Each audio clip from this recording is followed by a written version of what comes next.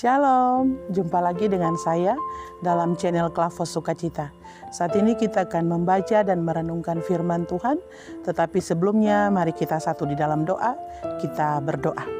Bapa kami yang di surga, Bapa di dalam nama Yesus, kami menaikkan ungkapan syukur, banyak terima kasih Tuhan. Berkat kasih, anugerah, berkat pertolongan penyertaan Tuhan, kami boleh ada sampai hari ini.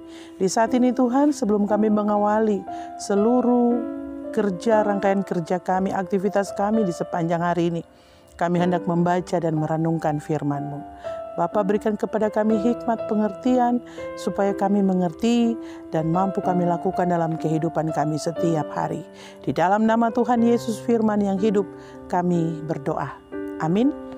Firman Tuhan yang hendak kita baca dan kita renungkan di saat ini terdapat di dalam perjanjian baru, yaitu Markus pasal 3, ayat 31 sampai ayatnya yang ke-35. Lembaga Alkitab memberi judul Yesus dan sanak saudaranya. Lalu datanglah ibu dan saudara-saudara Yesus. Sementara mereka berdiri di luar, mereka menyuruh orang memanggil dia. Ada orang banyak duduk mengelilingi dia. Mereka berkata kepadanya, "Lihat, ibu dan saudara-saudaramu ada di luar dan berusaha menemui engkau." Jawab Yesus kepada mereka, "Siapa ibuku dan siapa saudara-saudaraku?"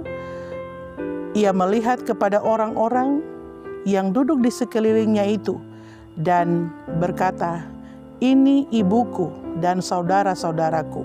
Barang siapa melakukan kehendak Allah, dialah saudaraku laki-laki, dialah saudaraku perempuan, dialah ibuku." Demikianlah firman Tuhan yang kita baca, dan tema perenungan kita di hari ini yaitu keluarga Kristus.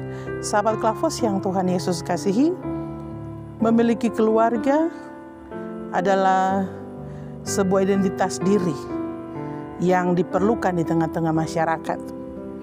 Dan keadaan keluarga juga menentukan harga diri atau gengsi atau derajat kita di tengah-tengah masyarakat.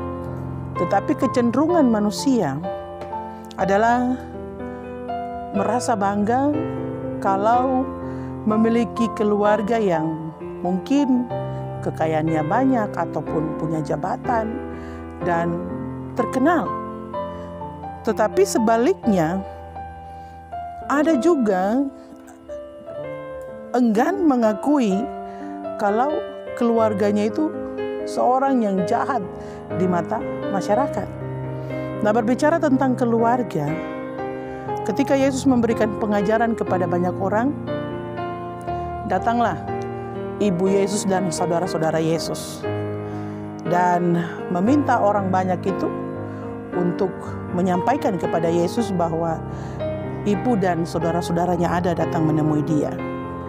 Tetapi saudaraku, apa jawaban Yesus berbeda dengan harapan mereka. Tetapi Yesus menjelaskan bahwa dari jawaban Yesus menjelaskan kepada orang banyak yang sedang mendengarkan pengajarannya bahwa hubungan keluarga tidak ditentukan oleh hubungan biologis. Tetapi Yesus sampaikan kepada orang banyak bahwa yang dapat disebut sebagai keluarga Yesus apabila mereka melakukan kehendak Allah. Nah, orang banyak yang mengikuti Yesus pada waktu itu, yang mendengar pengajaran Yesus, mereka adalah orang-orang yang baru disembuhkan. Mereka adalah orang-orang yang baru mengalami perubahan dan mengikuti Yesus. Sehingga Yesus menjelaskan kepada mereka bahwa yang dapat disebut sebagai keluarga Yesus adalah orang-orang yang melakukan kehendak Allah. Bapak Ibu sahabat Klavos yang Tuhan Yesus kasihi, kita dapat menyebut diri kita adalah keluarga Allah apabila kita melakukan kehendak Allah. Jadi tidak hanya sekedar kita bilang kita sudah Kristen, sudah mengaku percaya Yesus, kita sudah dapat disebut sebagai keluarga Allah. Tetapi dengan jawaban Yesus ini mengingatkan saudara dan saya, kita tidak hanya sekedar mengaku Yesus, percaya kepada Yesus, tetapi juga mengingatkan kepada kita untuk melakukan apa yang Tuhan perintahkan untuk kita lakukan. Itu berarti selama kita hidup di dalam dunia ini, kita harus hidup sesuai dengan apa yang Tuhan inginkan. Kita harus hidup melakukan apa yang Tuhan kehendaki, bukan melakukan apa yang tidak Tuhan kehendaki. Ada banyak hal terjadi. Kita sebut kita keluarga Tuhan, tetapi dalam perjalanan kehidupan kita tidak melakukan apa yang Tuhan kehendaki untuk kita lakukan. Nah, lewat firman Tuhan yang kita baca dan kita renungkan saat ini, mengingatkan kepada saudara dan saya, kalau kita mau disebut sebagai keluarga Allah, kalau kita mau disebut menjadi bagian dari keluarga Allah, maka apa yang Tuhan perintahkan, apa yang Tuhan kehendaki untuk kita kerjakan dan lakukan di tengah-tengah dunia ini, maka itulah yang harus kita lakukan. Bukan melakukan seturut dengan kehendak kita atau melakukan menurut pikiran kita. Ya, kalau kita melakukan apa menurut kehendak kita dan pikiran kita, pasti belum tentu benar menurut Tuhan. Tetapi lewat bagian firman Tuhan ini dikatakan, mengingatkan saudara dan saya, kalau kita mau menjadi bagian dari keluarga Allah, maka kita harus melakukan kehendak Tuhan. Bapak Ibu sahabat Klavos yang Tuhan Yesus kasihi, bagaimana supaya kita tahu apa saja kehendak Tuhan yang harus kita lakukan dan kita kerjakan di dalam kehidupan di tengah-tengah dunia ini. Yaitu sekali lagi firman Tuhan mengingatkan kepada kita, supaya kita dapat tahu, kita mengetahui apa saja kehendak Tuhan yang harus kita lakukan, maka kita harus mendengar firman Tuhan, baca firman Tuhan, mendengar firman Tuhan, dan lakukanlah firman Tuhan. Agar kita dapat mengetahui apa yang Tuhan mau, apa yang Tuhan kehendaki untuk kita lakukan.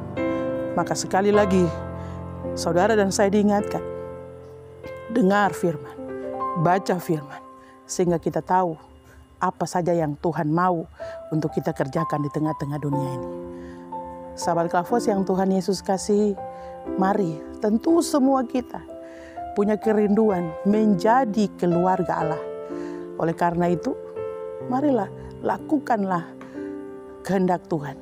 Bukan kehendak kita manusia, bukan melakukan seturut dengan pikiran kita. Tetapi apa yang kita lakukan di tengah-tengah dunia ini haruslah seturut dengan kehendak Tuhan. Saya pun mau disebut sebagai keluarga Allah, maka saya pun juga harus berusaha melakukan kehendak Tuhan. Memang tidaklah gampang dan mudah, tetapi percayalah ketika kita mau melakukan kehendak Tuhan, andalkan Tuhan dalam semuanya itu, maka kita akan mampu melakukan setiap kehendak Tuhan di dalam kehidupan ini. Tuhan Yesus memberkati kita. Mari kita berdoa. Bapa kami yang di surga, Bapa di dalam nama Yesus, terima kasih kami boleh membaca dan mendengarkan akan firman Tuhan.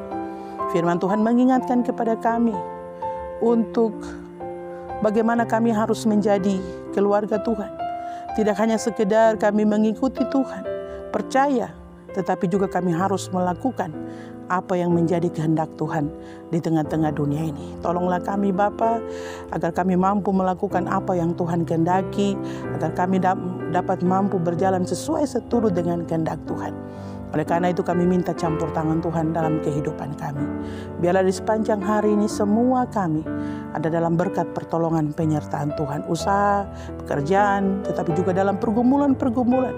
Baik dalam kesakitan, kami berdoa di dalam nama Yesus. Darah Yesus menyembuhkan dan memulihkan. Yang ada dalam pergumulan-pergumulan keluarga, Tuhan Yesus tolong berikanlah hikmat agar segala sesuatu dapat diselesaikan dengan segala baik.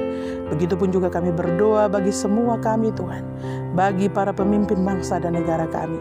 Tuhan berikan hikmat, berikan kebijaksanaan, baik juga kepada TNI, Polri, para medis yang melayani masyarakat di tengah-tengah pandemi ini. Tuhan berkati.